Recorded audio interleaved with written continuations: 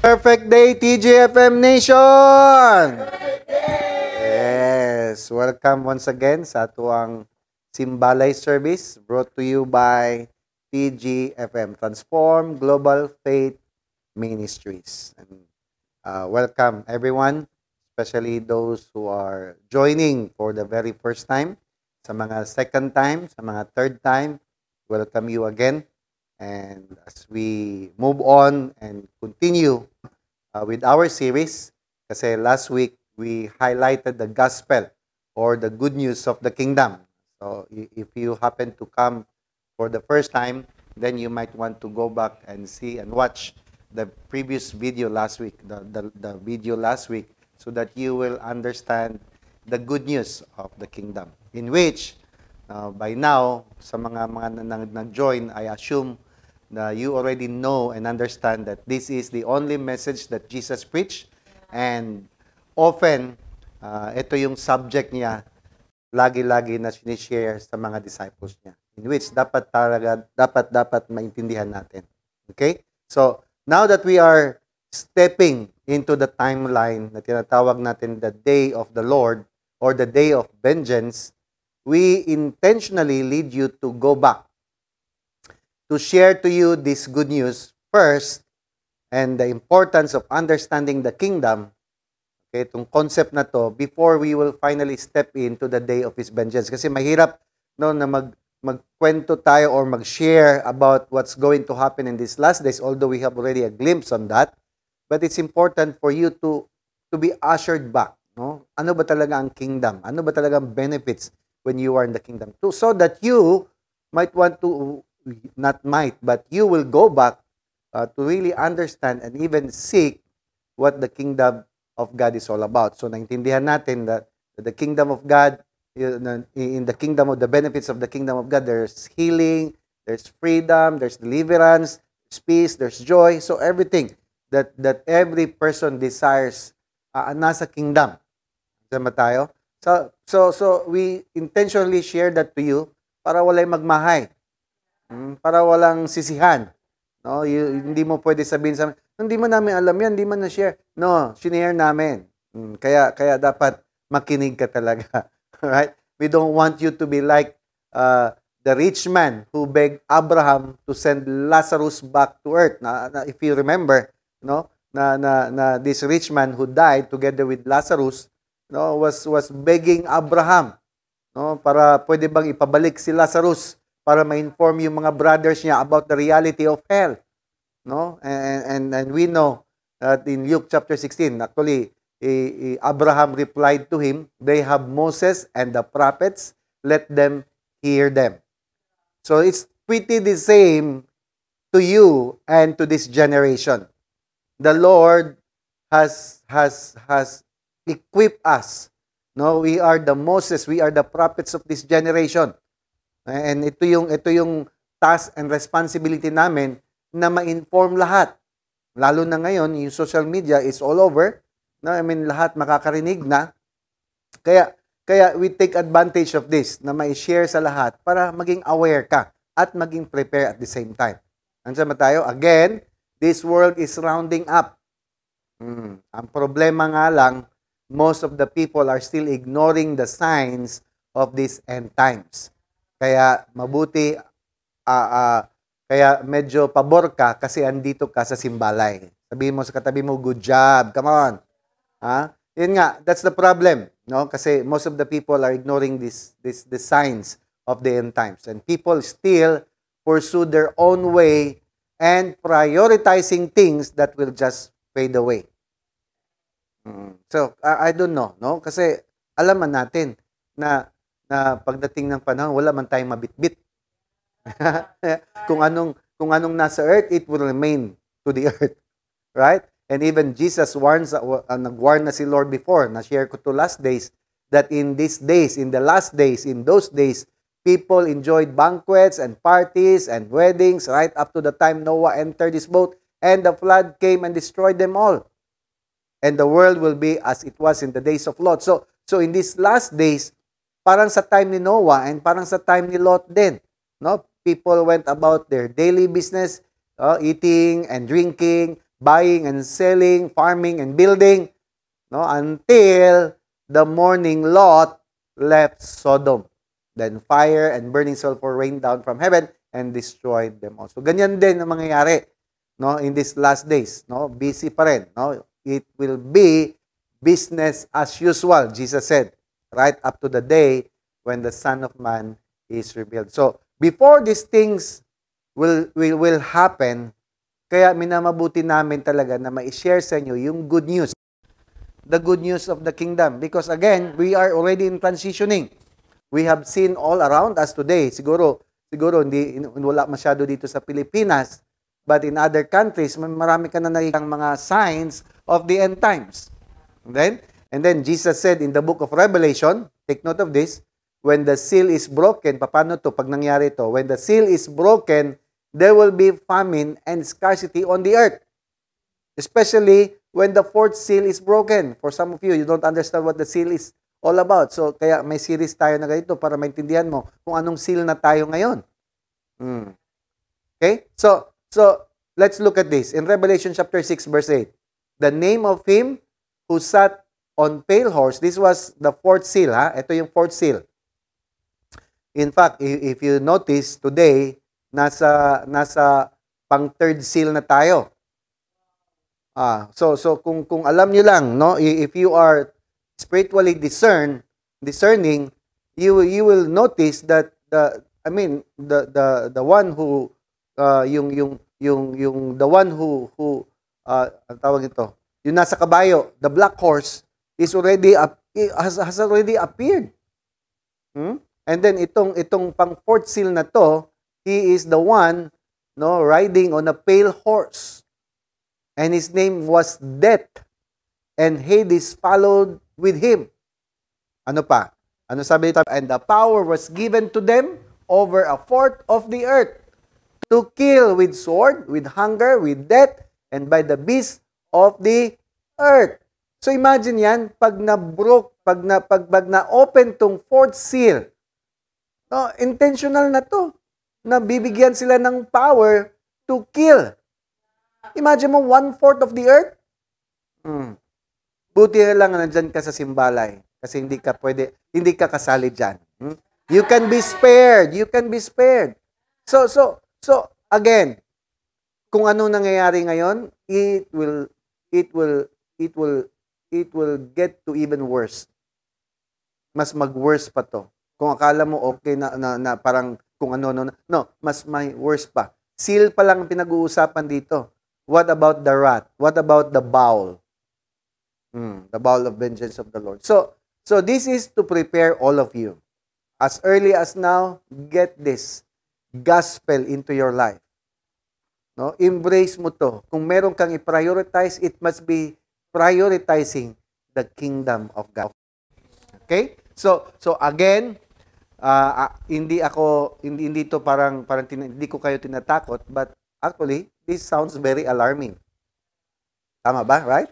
Kaya lang yung mga tao, no, wala to sa mga isip nila dahil nga they are so consumed in pursuing their own priorities. So again, good job you're here. Come on. Ha? Sabihin mas katabi mo, good job you're there, you're listening. Nandiyan ba tayo? So people must understand that God's number one priority for mankind is that we discover, we understand, and enter the kingdom of heaven. Pastor, buhay pa man tayo. Kaya nga, kailan ba talaga tayo pupunta? Kailan ba talaga tayo papasok sa heaven?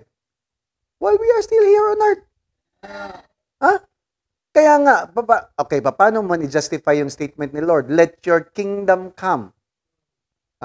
On earth as it is in heaven. Ano pala ibig sabihin yan? So Jesus wanted us to embrace heaven while we are here on the earth. Hello? I don't know if this sounds confusing to you. But literally, sinasabi ko sa inyo, hindi mo kailangan mamatay para mag-heaven.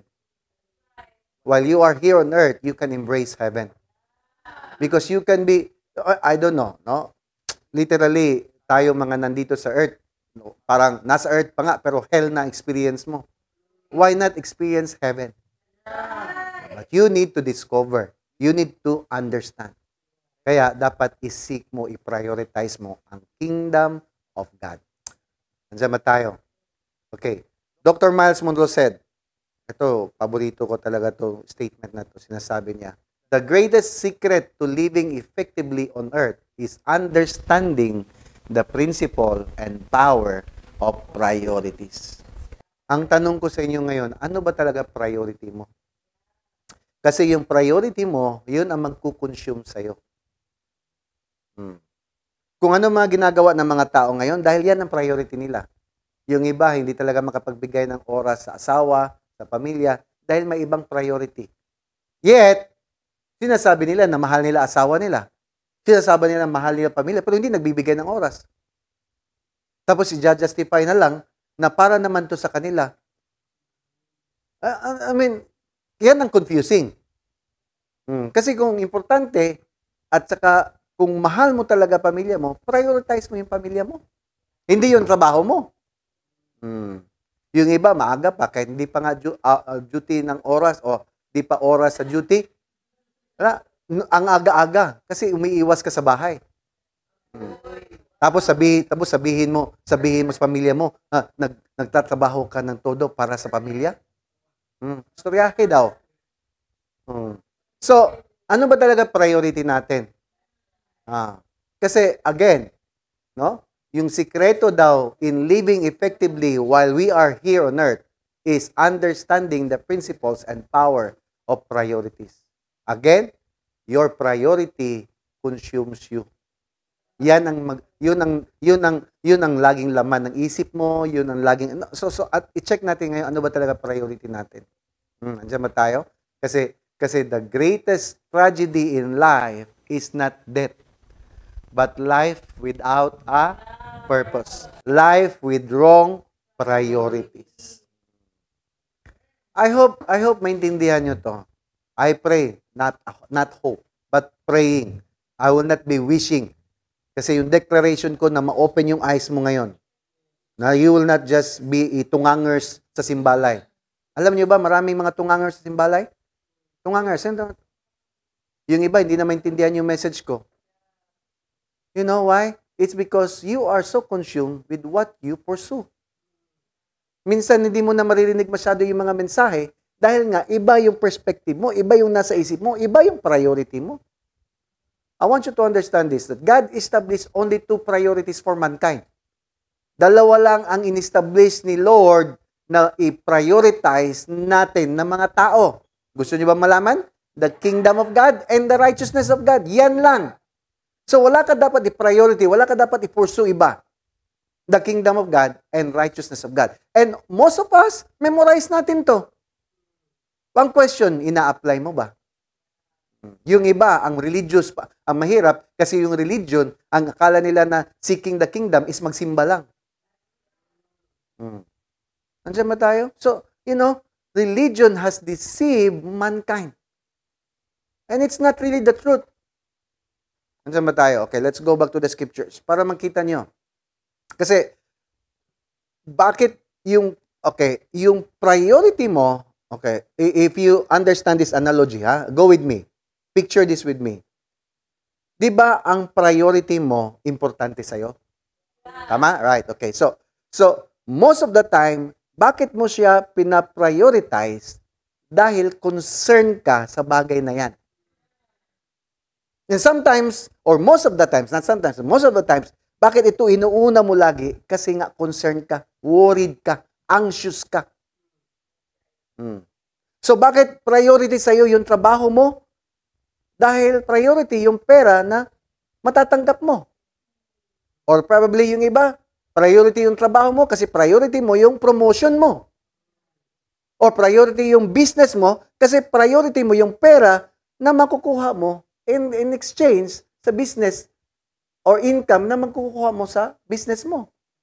So, these are the things that made us anxious, worried, na hindi naman to supposed to be ang dapat i-prioritize. Nandiyan ba tayo? Ba't ka nagtatrabaho? Ba't ka naghihirap? Para may makain? Ba't ka naghihirap? Ba't ka nagtatrabaho na todo? Para may masuot ka? And sometimes, ito yung mga nakukonsume sa mga bagay. Ito yung mga nasa utak ng bawat tao. Oh, may mga kaibigan ako, trabaho ng trabaho. Trabaho sila sa abroad. 6 months. For what? After that, after 6 months, mag-leave sila ng 1 month para mag-tour around the world. Ibig sabihin, nagtatrabaho lang sila para may pang-tour? Tingnan mo yung katabi mo. Ano kaya priority niyan?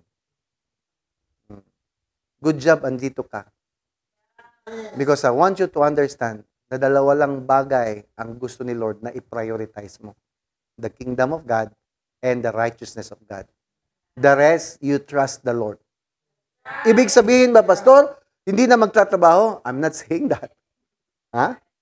Pero dapat maintindihan mo na ang statement ng Lord. Okay, let's go back to the scriptures para mas ano. Matthew chapter 6, verse 25. Therefore, I tell you, do not worry about your buhay pa ba yung katabi mo? Yan, okay. Do not worry about your life. What you will eat, what you or drink, or about your body, what you will wear. Is not life more than food, and the body more than clothes? Sabi to, look at the birds of the air. They do not sow or reap or store away in barns, and yet your heavenly Father feeds them. Are you not much more valuable than they? Mas importante pa ba yung mga ibon? Mas importante pa ba yung ibang creatures kaysa sa'yo? You know, one sign na mas importante ka kaysa mga ibang creatures, yung ibon na inando dito. Tanungin niyo ko paano, bakit? Wala kang pakpak. Kasi you are created in the image and likeness of God. So you don't need to worry about your life. Alam mo ba, so word na life na ginagamit ni Lord, actually, every time you see the word life in the scriptures, hindi yan siya life na life lang. No? Actually, tatlo ang meaning niyan. Bios, Suke, and Zoe. Bios simply means the body. Kaya biology, di ba? Study of body. Okay? And then, tinatawag Suke is your soul. That's your mind, your emotion, and your will. So Jesus said, don't worry about your Suke. Don't worry about your mind, your emotion, your will. Hindi mo naman ito mapapakain.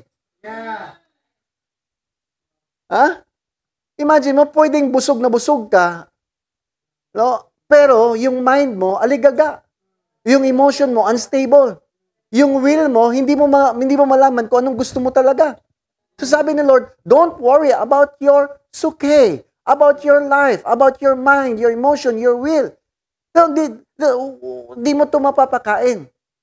So why worry about these things? Another thing, in life, is not life more than food? This word life now is not the same life that he mentioned a while ago. This life na sinabi niya is not life more than food. In the Greek word is Zoe. Hindi pa ba enough yung divine eternal life of God na nasa iyo? Are you getting the point? No, you don't have, hindi lang life na Suke ang meron ka. Meron ka ring life na tinatawag na Zoe, which is divine eternal life of God, which is in Christ. Because you are in Christ, you have Zoe, you have eternal. Hindi pa ba sapat yan sa'yo? Why worry about what to eat, what to wear, what to drink? These things cannot be fed by, di mo mapafed yung Suke mo.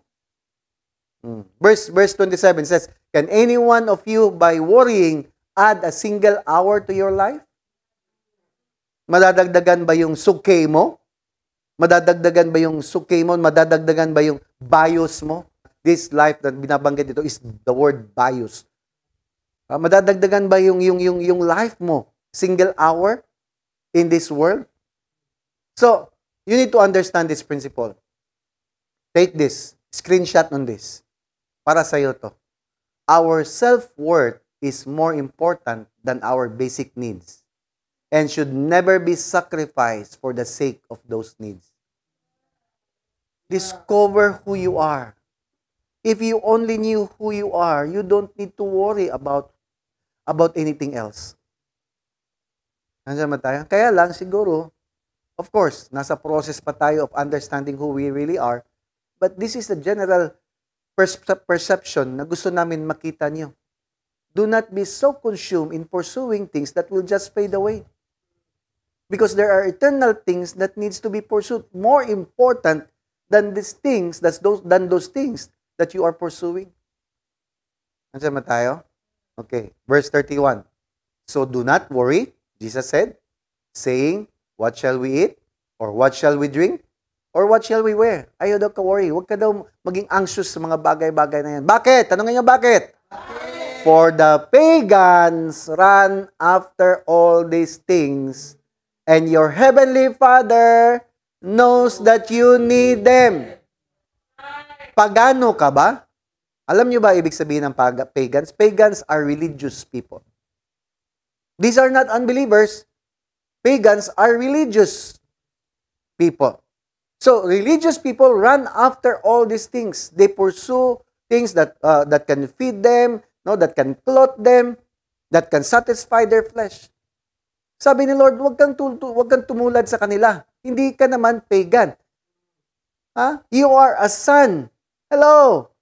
You are a child of God. Your heavenly Father knows that you need all these things.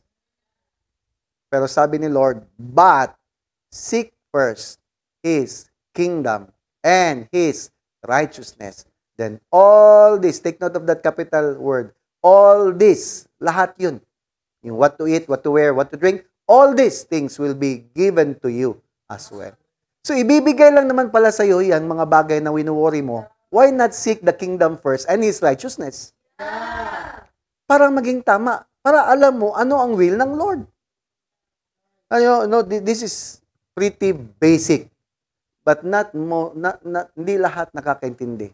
Kaya kailangan ko talagang i-impose or explain further para mas maintindihan natin. You know, Jesus' proposed solution to mankind's problem on the earth is the establishment of the kingdom of heaven in the earth. Wala siyang ibang pinopropose. Walang ibang pwedeng mag-solve sa problema ng mga tao dito sa mundo, kundi ang kingdom ng heaven here on the earth. So this is the very reason why Jesus never preached as a priority public message yung mga subjects like faith. No, Jesus never talk about faith. Jesus never talk about prosperity. Jesus never even talk about giving or deliverance or even His death on the cross. He never mentioned all those things. He never even preached about resurrection as the gospel, as the good news. But He repeatedly promoted and declared the kingdom of God and the kingdom of heaven as His principal message. Tanungin niyo ko bakit? Because in the kingdom, everything is built in. Saan ka pa? Lahat nasa kingdom na. Remember, the kingdom of heaven is perfect. The kingdom of God is perfect. So you need to take note of this. Take note of this. Okay? Remember this. I want you to get this. Kasi before I will consume my time with the rest of the ministry that I will lead you, I want you to get this concept. Kasi concepto. Meaning perspective to na dapat i-embrace natin. Hindi lahat ng tao or Christians naiintindihan ang concept ng kingdom. Kaya minamabuti namin na i-preach, i-share to, ipaintindi sa inyo. Kasi you can be a Christian pero worried and anxious about life. Yes, you have eternal life. You can be claiming that when you die, you will be going to heaven. You are secured on that. You are confident on that. But how come you are defeated while you are here on earth? Bakit habang nasa earth ka, bakit yung goal ba natin, langit na lang talaga? Andito tayo sa earth. Tinawag tayo to take dominion over the earth. And how come most Christians walang dominion, walang authority over the earth? Look at our government. Sino madalas ang nasa government? Walang mga Diyos. Sino madalas na umuupo sa ating mga corporation? Sila ang mga boss. Hindi mga Christians, hindi mga believers. Pero sila ang nasa top, tayo. Dahil ba humility ang goal? It's a false humility. Ang totoong istorya, ang totoong problema, walang naintindihan about our authority. Because we don't know who we really are in the eyes of God. So balik tayo. Sabihin mo sa katabi, balik tayo. Balik tayo sa original concept of the kingdom. Because this is the only message that Jesus preached. This is the only concept that Jesus wanted us to understand. Hindi to ini-invent ng tao. The concept of the kingdom was not invented by mankind, but was the first form of government introduced by the Creator. Okay, if we will go back to Isaiah chapter 9, verse 6. Unto us, ano sabi niyan? A child is born. Unto us a son is given. And then, ano sabi? And the government was upon his shoulder. So Jesus carry a government. And He wants us to be in that government so that we can be established. We can rule and reign as real kings of the earth. Andiyan ba tayo? Are you still there? Right? So, listen. Remember this. Revelation chapter 1, verse 5 to 6. The ruler over the kings of the earth. Okay? Take note of this. The ruler is who? Christ. Over the kings of the earth. We know we are the kings. Who love us and wash us from our sins in His own blood, and has made us kings and priests to His God and Father. So, we need to remind ourselves that we are kings. We are priests. We are representatives. So, paano natin i-represent ang Father? Paano natin i-represent ang Lord dito sa ibabaw ng earth? Is it really right na i-represent natin siya as defeated? I-represent natin siya as sickly? May sakit? Worried and anxious? No. So it's time to renew your thinking. It's time to embrace this concept. Better, you need to really pray, Lord, give me that concept. Give me that revelation, because nothing is yours until you will discover it. You need to get this. You need to get it. You need to understand it. No, I'd like this statement. Sabi ito, ignorance of the kingdom concept makes it difficult to understand fully the message of the Bible. Isa pa itong problema na to. Kaya ayaw mo magbasa ng Bible. Hindi mo maintindihan. Paano mo maintindihan? Hindi mo naman naintindihan yung concept ng kingdom. So I believe I have talked so much. One of the things that I'd like to do today before I will end in prayer is to get you into the kingdom. So I will take this opportunity. I still have 1 minute to lead you to come to the kingdom. Come. There's no way that you can enter into the kingdom apart from Jesus Christ. Jesus said, I'm the way, the truth, and the life. So, if you want to understand fully the kingdom, I want you to pray with me. Follow this prayer. This prayer is not just for your salvation, but this prayer is for your eyes to be open to understand the concept of the kingdom. So as you close your eyes, everybody in the Simbalay, I want you to close your eyes.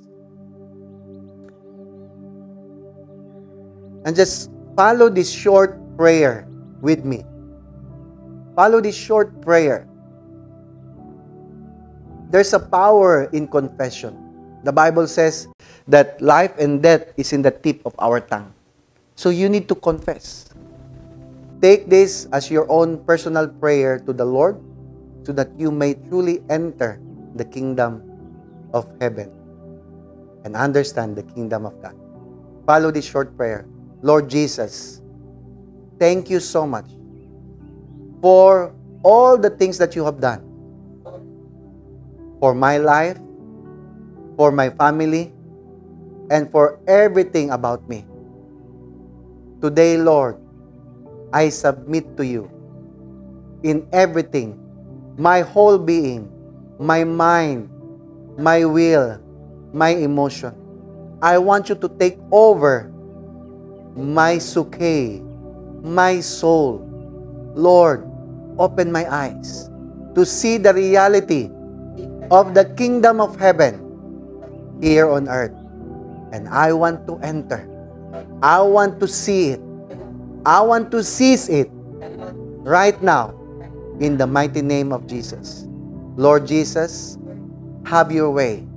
Create a hunger, create a thirst and longing for me to seek and to prioritize your kingdom and your righteousness starting today. As I declare it today, in the mighty name of Yeshua, amen and amen. Let me pray for you. Father, in the name of Jesus, let every word that they have confessed, Lord, be fruitful. Let every word that they have confessed, Lord, grow and be established. I declare, Lord, na lahat, walang ibang makamiss out. Everyone would enter. Everyone would seize the kingdom with all of their heart. And so they will respond to this in the revelation, Lord, that we are truly kings and priests while we are here on earth. And salamat, Lord, that everyone that are confessing you are Lord and Savior will not only be confidently saved, but truly your children and sons of God. Salamat, Lord. Entrusting everyone to you as I declare the priestly blessing. Evarekaya hoba Adonai, Bayesa Marika. The Lord bless you and keep you. The Lord makes His face shine upon you and be gracious to you. The Lord turn His face towards you and give you shalom. Nothing is lacking, nothing is missing, nothing is broken. All is well. Amen? Amen. See you next week.